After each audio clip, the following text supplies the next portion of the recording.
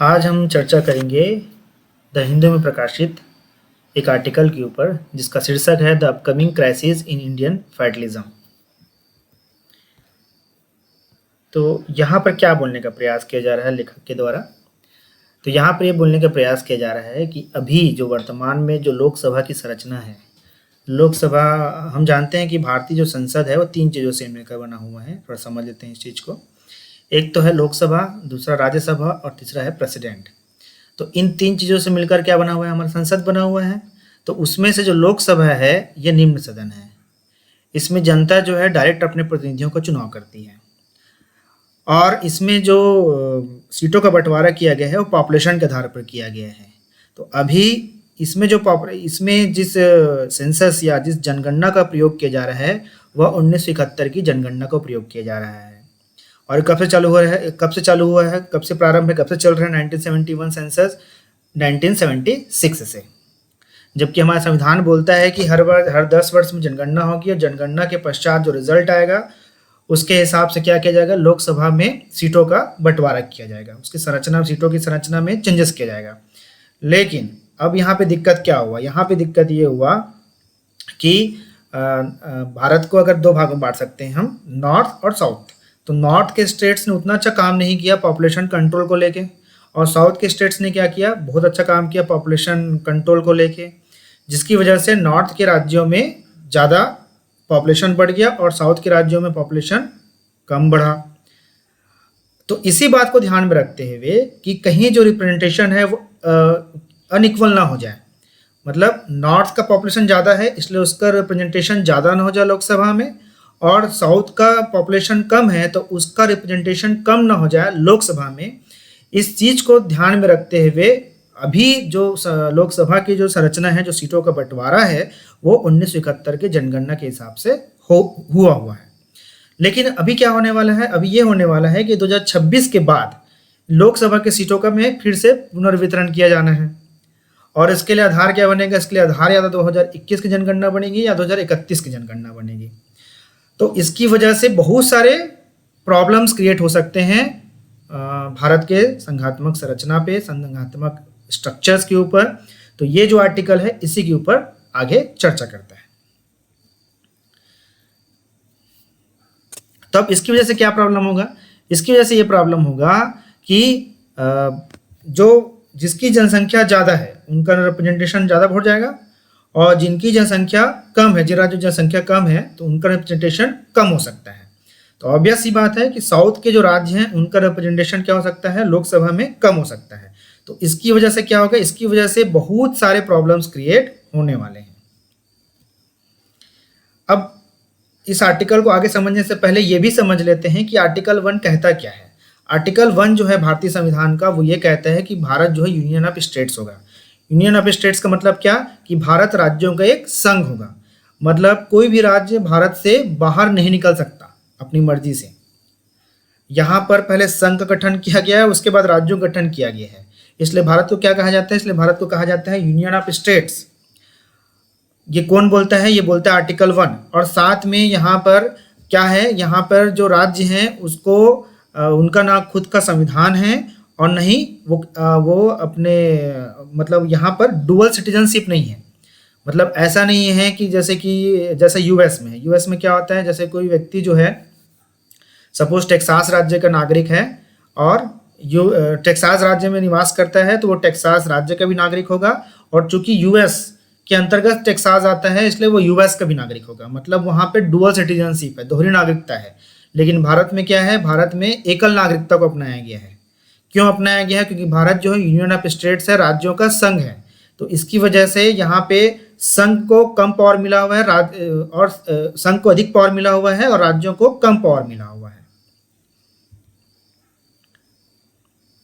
अब एक चीज़ और देखते हैं कि जैसे कि मैंने पहले ही बताया कि आर्टिकल 1 जो बोलता है कि भारत जो है राज्यों का संघ होगा। लेकिन क्या हुआ कि जिस समय देश आज़ाद हुआ उस समय केवल 14 राज्य थे, लेकिन बाद में भाषा के आधार पर राज्यों का पुनर्गठन किया गया। हालांकि पुनर्गठन जब 1956 में हुआ उससे पहले भी एक कमेटी बनी थी। उस कमेटी ने ये माना कि अगर भारत में राज्यों का जो गठन है भाषा के आधार पर होगा तो इससे क्या हो सकती है, इससे बहुत सारे प्रॉब्लम्स क्रिएट हो सकते हैं नेशनल इंटरेस्ट को लेके, राष्ट्रीय हितों को लेके। तो इसलिए उन्होंने तो पहले से ठुकरा दिया, भाषा के आधार पर उन्होंने बोला कि किसी भी तरह का राज्यों का गठन नहीं होगा। परंतु जब मांग बहुत ज़्यादा बढ़ने लग गई तो भाषा के आधार पर बहुत सारे राज्यों का गठन हुआ, जैसे कि कन्नड़ भाषा के आधार पर कर्नाटक, तमिल भाषा के आधार पर तमिलनाडु और तेलुगु भाषा के आधार पर आंध्र प्रदेश। तो इस तरह से बहुत सारे राज्य बने भाषा के आधार पर। और उसका आधार क्या था? उसका आधार मुख्यतः था क्या? भाषाई आधार था, मतलब भाषा के आधार पर राज्यों का गठन किया गया था। अब यहाँ पर एक समस्या और आती है भारत में। भारत में एक समस्या ये आती है कि यहाँ पे मैंने पहले ही बताया कि जो लोकसभा में जो रिप्रेजेंटेशन है वो राज्यों की जनसंख्या के आधार पर होता है। यहाँ तक कि राज्यसभा में भी जो राज्यों का रिप्रेजेंटेशन है वो किसके आधार पर होता है? वो जनसंख्या के आधार पर होता है। इसकी वजह से यहाँ पे दो प्रकार के स्टेट्स बन जाते हैं, एक स्टेट्स बिग स्टेट्स और एक स्मॉल स्टेट्स। तो हमेशा स्मॉल स्टेट्स को डर किससे लगता है? बिग स्टेट से। तो इसके सॉल्यूशन के लिए हम क्या कर सकते हैं? इसके सॉल्यूशन के लिए हम कहाँ देख सकते हैं? यूएस में देख सकते हैं। तो यूएस में जब संविधान बना तो उसने जो है 4 प्रकार की चीज़ें अपनाई वहाँ पे राज्यों को रिप्रेजेंटेशन को देने को लेके। पहला तो उसने ये बोला कि जो संघ की पावर जो होगी राज्यों के ऊपर कम होगी, और भारत में इसका जस्ट उल्टा है, यहाँ पे संघ ज़्यादा शक्तिशाली है और राज्य कम शक्तिशाली है। लेकिन यूएस में बोला गया कि जो नेशनल पावर है वो कम होगा राज्य के ऊपर। फिर उसने बोला कि राज्यों की जनसंख्या कितनी भी हो या उसकी साइज कितनी भी हो, यहाँ पर क्या होगा? यहाँ पे जो सीनेट, मतलब जो वहाँ का उच्च सदन होता है अमेरिका का, वहाँ पे सभी राज्यों का प्रतिनिधित्व समान होगा। इसलिए हर एक राज्य जो है अपने 2 प्रतिनिधियों कहाँ भेजता है? सीनेट में भेजता है। तो वर्तमान में वहाँ पे कितने राज्य हैं? वर्तमान में वहाँ पे 50 राज्य हैं। तो 50 राज्य होने की वजह से सीनेट में कितने लोग जाएंगे? 100 लोग जाएंगे। लेकिन भारत में ऐसी कोई व्यवस्था नहीं है। तीसरा उसने क्या बोला कि जो प्रेसिडेंट का जो इलेक्शन होगा वह इलेक्टोरल वोट्स के आधार पर होगा। इसका मतलब ये है उसे राज्यों को जीतना पड़ेगा, ना कि उसे टोटल नेशनल पॉपुलेशन को जीतना पड़ेगा। अब उसने बोला, उस समय वहाँ पे दास प्रथा का प्रचलन था जब संविधान वहाँ पे बन रहा था। तो उसने बोला कि भाई जो ऐसे राज्य जो दास प्रथा को मान्यता देते हैं तो ऐसे राज्यों में वो अपने दासों को आधार मान के भी क्या कर सकते हैं? रिप्रेजेंटेशन दे सकते हैं, सिटीजनशिप दे सकते हैं। तो इस तरह से क्या किया उसने कि कुछ नियम बनाए वहाँ के राज्यों को प्रतिनिधित्व देने के लिए, ताकि वहाँ पे बड़ा और छोटे राज्य का जो समस्या चलता है वो समस्या ना रहे। लेकिन भारत में बड़ा समस्या है बड़ा और छोटे राज्यों को लेके, जैसे कि पॉपुलेशन के आधार पर उत्तर प्रदेश जो है बहुत बड़ा राज्य है, जिसकी वजह से वो सबसे अधिक क्या करता है? रिप्रेजेंटेटिव भेजता है लोकसभा में।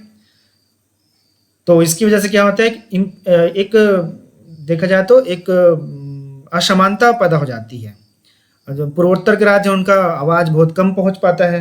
तो उसकी वजह से क्या समस्या? उसकी वजह से ये होती है कि जो नेशनल जब बात आती है, नेशनल इश्यूज़ की बात जब आती है, राष्ट्रीय स्तर पर किसी मुद्दे को उठाने की बात आती है, तो उसमें छोटे राज्य जिनकी जनसंख्या कम है उनको कम वेटेज मिल पाता है। तो इस आर्टिकल के लेखक का कहना है कि भाई इस समस्या को भी हमको दूर करना पड़ेगा। और इसके लिए हम कहाँ से हम ले सकते हैं? मतलब आइडियाज़ कहाँ से ले सकते हैं? हम यहाँ से आइडियाज़ ले सकते हैं अमेरिका के संविधान से।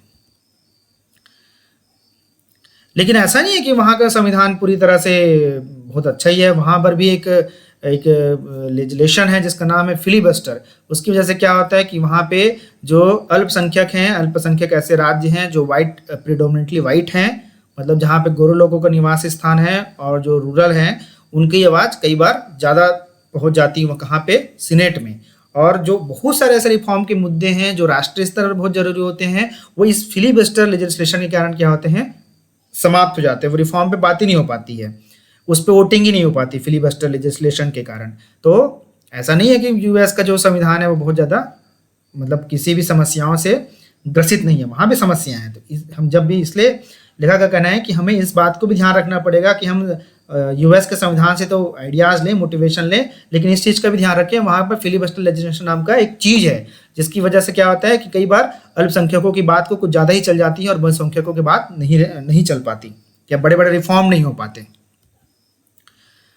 और इनका ये बोलना है कि हमारे जो फाउंडिंग फादर्स थे उनको ये डर था कि मतलब जब संविधान का निर्माण चल रहा था तो उनको ये डर था, उनको लगता था कि भारत में कभी भी इंटीग्रेशन एकीकरण वाली बात नहीं हुई। जब भी कोई बड़ा जैसे जैसे देखेंगे मौर्य, जैसे सबसे पहला जो सबसे बड़ा साम्राज्य भारत में बना वो मौर्य बना।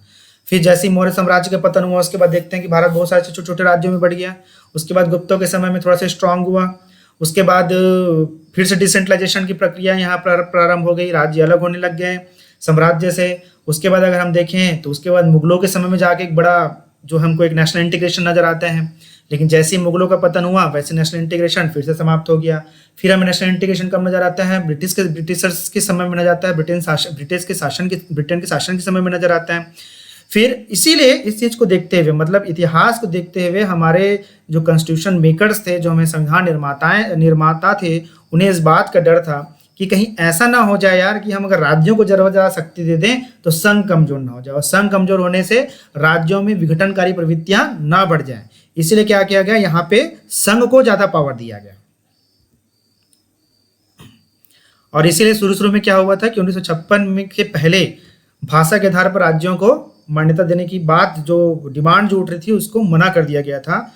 लेकिन बाद में फजल अली आयोग बना और उसके रिकमेंडेशन के आधार पर भारत में राज्यों गठन भाषाओं के आधार पर हुआ। और ये सोचना भी गलत है कि अगर बहुत सारे स्टेट्स बनेंगे या फिर भाषा के आधार पर स्टेट्स बनेंगे या संस्कृति के आधार पर स्टेट्स बनेंगे तो हमारे नेशनल इंटीग्रेशन में कमी आ जाएगी, तो ऐसा तो कुछ भी नहीं है।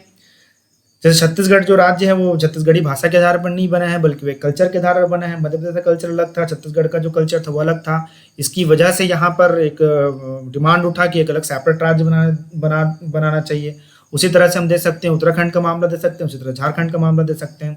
इनका जो गठन है भाषा के आधार पर नहीं हुआ है, बल्कि कल्चर के आधार पर हुआ है, संस्कृति के आधार पर हुआ है। तो ऐसा सोचना कि हमारे कॉन्स्टिट्यूशनल मेकर्स का कि अगर हम बहुत ज़्यादा नए स्टेट्स बनाएंगे या भाषा के आधार पर हम किसी नए स्टेट्स को बनाएंगे या कल्चर के आधार पर किसी नए स्टेट्स को बनाएंगे तो उसकी वजह से नेशनल इंटीग्रेशन में खतरा पहुंच जाएगा, ये बिल्कुल गलत साबित हुआ है अभी तक। तो इसलिए हमको करना क्या चाहिए, तो इसके लिए कुछ सुझाव देते हैं जो लेखक जो हैं, इस आर्टिकल के जो लेखक हैं वो कुछ सुझाव देते हैं।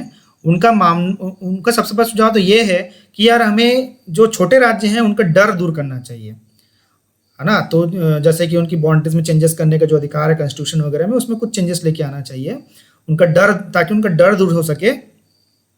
और हमने देखा भी है कि डिसेंट्रलाइजेशन ज़्यादा करना चाहिए, क्योंकि हम देख रहे हैं कि 73 और 74 जो कॉन्स्टिट्यूशनल अमेंडमेंट हुआ था, जिसकी वजह से शासन के एक नए स्तर का निर्माण हुआ था और वो काफ़ी हद तक प्रभावी रूप से काम भी कर रहे हैं। तो हमें थोड़ा सा राज्यों को थोड़ी सी ज़्यादा स्वायत्तता देनी चाहिए, स्वतंत्रता देनी चाहिए, ऐसा इस लेखक का मानना है। फिर दूसरा वो कहते हैं कि राज्यसभा का जो गठन है वो सीनेट के अनुसार किया जाना चाहिए, मतलब यहाँ पे सभी राज्यों का जो रिप्रेजेंटेशन है वो इक्वल होना चाहिए, ताकि जो बड़े जो राज्य हैं वो छोटे राज्यों की आवाज को दबा न दें।